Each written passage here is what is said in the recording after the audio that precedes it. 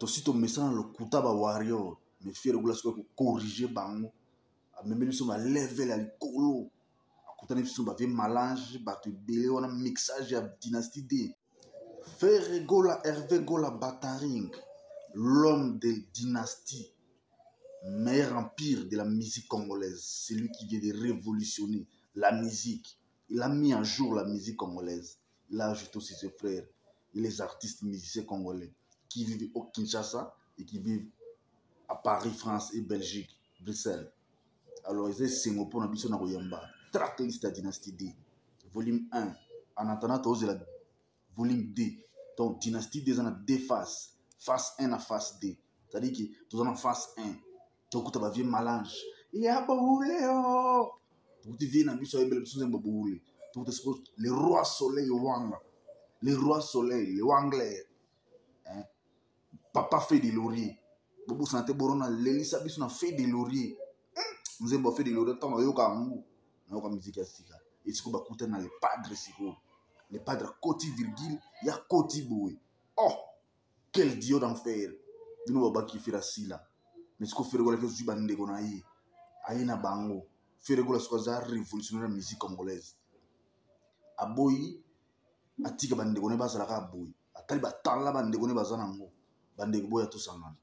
To yemba toujours sa rumba na place nango mais siko ba fitol bato mitema mabe babando yoka mutema kanda ba yoki zuwa ba komo yina ba komo yina bato ba komo finga bato dali biso ne tunagi no bosa musique ya blokuta te biso ba no bosa la musique mais tango biso to koya boko na ne biso te mais siko biso to ye bobani ko finga bobani ko zala agité tout a commencé ka mokolo bobana ko finga faire asila a bêtise stade de Marty sans sponsor monde ningani a bêtise sous na mokolo na atmosphère na butu ay ko bêtise sous barbecue ay ko bêtise sous na francophonie ay ko mata sous na FESPAM na Braza ay ko kili sous na Bukavu ay sous na Katana na kuna pa bati lukwebo tout ça bazo mona ngote bazo ignorer ay sous na ba Braza sous ko beta na ba niva mais so biso ba avantage de biso ba golwa to tira ba calendrier anniversaire te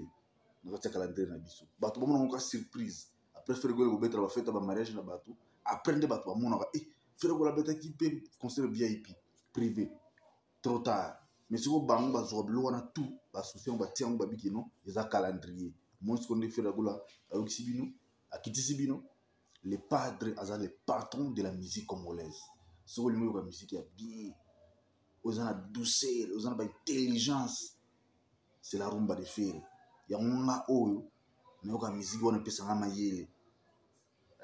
Ils ont mailler, ils ont la sagesse, mais on a quatre autres zoyo kango, au cola.